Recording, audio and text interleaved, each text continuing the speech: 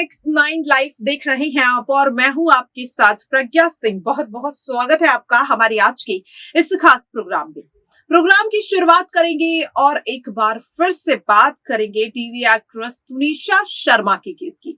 तुनिशा शर्मा का केस अब लगातार और ज्यादा पेचीदा होता जा रहा है, क्योंकि तुनिशा शर्मा के केस में जहां एक और शाहजान खान इस वक्त जेल में है, लगातार पुलिस उनसे पूछताछ कर रही है, क्योंकि तुनिशा के आखिरी वक्त में शाहजान खान ही उनके साथ अलीबाबा सेट के उस मेकअप रूम में मौजूद थे जब तुनिशा ने वो बड़ा कदम उठाया।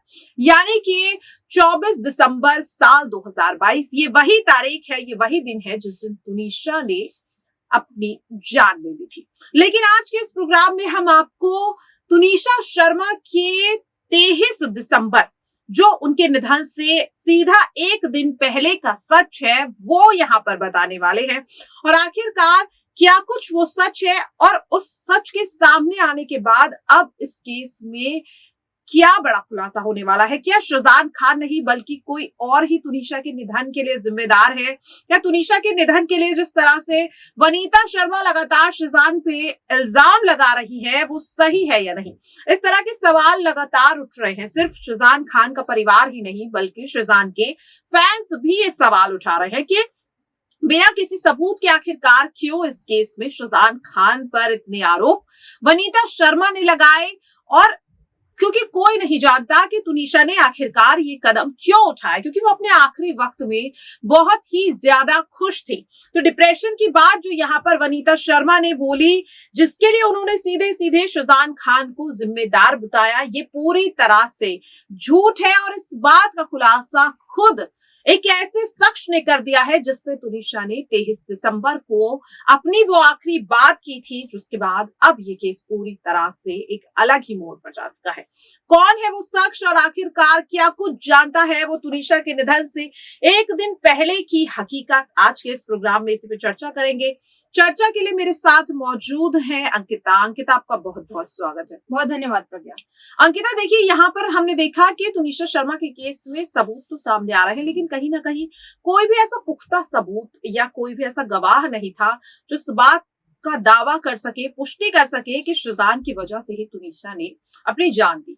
हालांकि वनीता शर्मा जो तुनिशा की मां है वो लगातार शाहजान पे कई आरोप लगा रही हैं। डिप्रेशन के लिए उन्होंने शाहजान और उनके परिवार को जिम्मेदार बताया कि तुनिशा बुरी तरह से टूट चुकी थी ब्रेकअप की वजह से। लेकिन तुनिशा शर्मा और शाहजान खान के साथ अलीबाबा शो में काम करने वाले उनके को एक्टर चंदन के आनंद उनके साथ वो काम करते थे, और उन्होंने अब एक इंटरव्यू के दौरान ये खुलासा किया है कि 23 दिसंबर को तुनिशा ने उनसे बात की। तुनिशा ने उनसे कहा कि वो उनसे कुछ बात करना चाहती है, लेकिन वक्त की कमी होने की वजह से आनंद जो है वो तुनिशा से बात नहीं कर पाए, वो तुनिशा की वो बात सुन नहीं पाए। इस बात का खुलासा उन्होंने तुनिशा के निधन के तकरीबन 50 दिन बाद किया है। लेकिन यहाँ पर उन्होंने ये साफ तौर पर कहा कि जब तुनिशा से मेरी बात 23 दिसंबर को हुई थी तो वो मुझे बिल्कुल भी डिप्रेस नहीं लग रही थी, वो बहुत ज्यादा खुश थी। जिसके बाद ये बात तो देखिए साफ हो गई कि वनीता शर्मा ने डिप्रेशन की जो बात कही है वो कहीं ना कहीं झूठी है। तो क्या लगता है अंकिता कि इस खुलासे के बाद क्या ये जो केस है वो शाहजान खान के पक्ष में मुड़ता हुआ दिखाई देगा? क्योंकि देखिए कल शाहजान खान की हाई कोर्ट में पेशी भी है, और ये जो बड़ा खुलासा को एक्टर की ओर से किया गया है, क्या इसके बाद शाहजान खान को राहत मिलती हुई दिखाई दे सकती है हाई कोर्ट से अंकिता? देखिए, इस पूरे बयान के बाद ये नहीं कहा जा सकता कि शाहजान खान को कोर्ट से राहत मिलेगी। इसकी वजह भी है। पहली वजह ये है कि जैसा कि उन्होंने डिप्रेशन की बात कही, तो ये बात बहुत जरूरी है कि जब भी कोई इंसान डिप्रेशन में होता है तो वो किसी को ये नहीं बताता कि वो डिप्रेशन में है। ये उसके हाव भाव से समझ में आता है। अब उन्होंने फोन पे बात की, फोन पे उन्होंने तुनिशा के साथ जिस तरीके से भी बात की हो, मगर क्या तुनिशा किसी को भी अपने डिप्रेशन के बारे में बताती थी? नहीं बताती थी। तुनिशा हमेशा से ही सेट पर भी दूसरों से जब भी मिलती थी खुशी से मिलती थी। तो शायद इसी वजह से आनंद भी यही बात कह रहे हैं कि तुनिशा ने जब मेरे से बात की तो वो काफी खुश थी। इसका मतलब ये बिल्कुल नहीं है कि तुनिशा डिप्रेशन में नहीं थी। क्योंकि डिप्रेस्ड इंसान हर किसी के साथ कैसा व्यवहार कर रहा है और फिर वो बंद कमरे में कैसा व्यवहार कर रहा है, दोनों में काफी अंतर होता है। इस बात का खुलासा तभी हो सकता है जब तुनिशा की मेडिकल रिपोर्ट आएगी, तब जब तुनिशा के डॉक्टर्स बोलेंगे कि वो डिप्रेशन में नहीं थी, क्योंकि तुनिशा एक बार पहले भी डिप्रेशन में जा चुकी हैं, तो ऐसा बिल्कुल भी नहीं कहा जा सकता कि वो डिप्रेशन में नहीं थी, वो काफी खुश थी। इस बात की पुष्टि नहीं की जा सकती है। वहीं दूसरी ओर, जैसा कि आपने सवाल पूछा कि क्या उनके इस बयान से शाहजहां खान की जो मुश्किलें हैं वो कम हो सकती हैं, तो मैं ये कह सकती हूँ कि शाहजहां खान की मुश्किलें कहीं इस बयान से बढ़ने तो नहीं वाली है। इस बात को इसलिए क्या पता शाहजहां खान के बारे में ही आनंद से तुनिशा शर्मा कुछ बात करना चाहती हूँ, या फिर शाहजहां खान से इतर कुछ ऐसी बातें करना चाहती हूँ तुनिशा शर्मा जो इस पूरे केस में शाहजहां खान के खिलाफ हो सकता है, या फिर वो अपनी अपकमिंग किसी इवेंट के बारे में, अपकमिंग किसी प्रोजेक्ट के बारे में उनसे बात करना चाहती हूँ। इस बात को बिल्कुल नहीं कहा जा सकता, क्योंकि तुनिशा ने यहाँ जो कदम लिया वो काफी अचानक था, काफी उन्होंने जल्दी इस बात को जो भी उन्होंने कदम उठाया वो काफी जल्दबाजी में था। तो फिर यहाँ पर इस बात से नहीं नकारा जा सकता कि तुनिशा शर्मा हो सकता है शाहजहां खान के खिलाफ बात कर सकती हूँ, या फिर ज्यादातर जो भी मुझे यहाँ पर लग रहा है वो अपने अपकमिंग इवेंट के बारे में, या फिर अपने अपकमिंग जो भी वो शो करना चाहती थी, शायद वो उनके बारे में बात करे। क्योंकि जहां तक हमने उनके दोस्तों के बारे में सुना है, जो भी उनके बयान सामने आई हैं, तो अगर उनको अपने पर्सनल लाइफ के बारे में कुछ भी बातें करनी होती तो या तो वो अपनी माँ से करती या अपने निजी दोस्त से करती।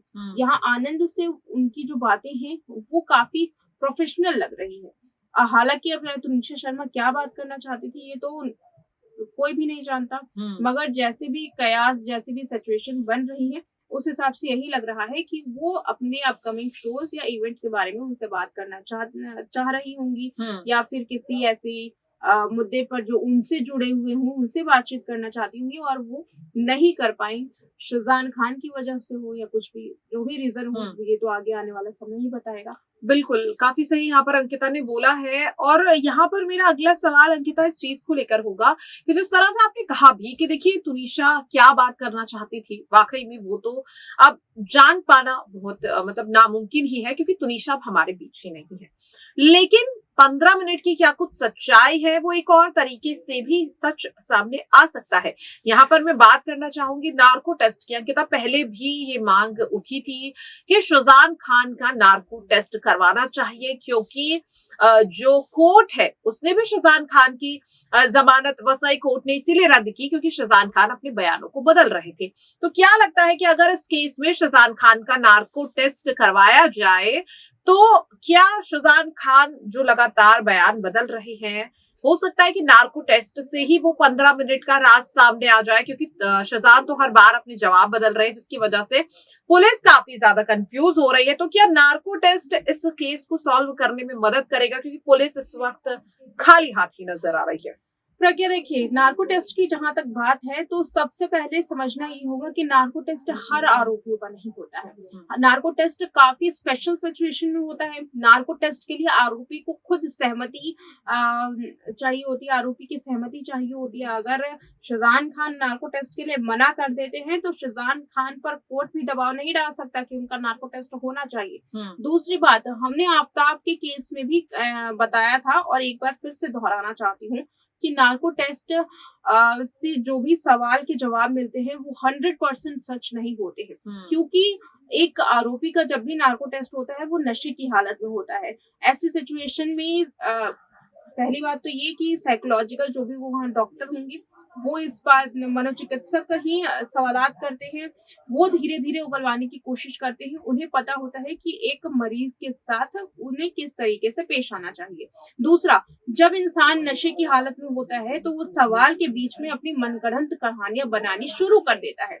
यहाँ ये नहीं कह रहे हैं कि वो झूठे जवाब देता है, मगर कई केसेस में ऐसे होते हैं कि शाहजहां खान, मान लीजिए कोई भी हो, अगर शाहजहां खान का नार्को टेस्ट होता है तो वो हो सकता है नशे की हालत में कुछ ऐसी मनगढ़ंत कहानियां बनाए जो इस केस के लिए ठीक साबित ना हो। तो ऐसे में नार्को टेस्ट करना और नार्को टेस्ट की बात करना काफी ज्यादा इस केस के लिए पेचीदा लग रहा है, और कोर्ट हो सकता है इसकी इजाजत अभी ना दे।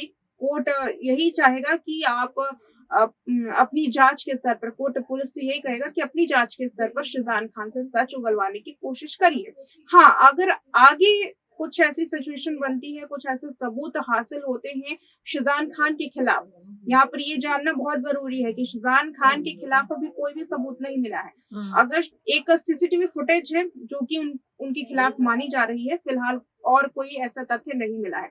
अगर शिजान खान के खिलाफ कोई सबूत नहीं मिलता है तो नार्को टेस्ट किसी भी हालत में नहीं होगा।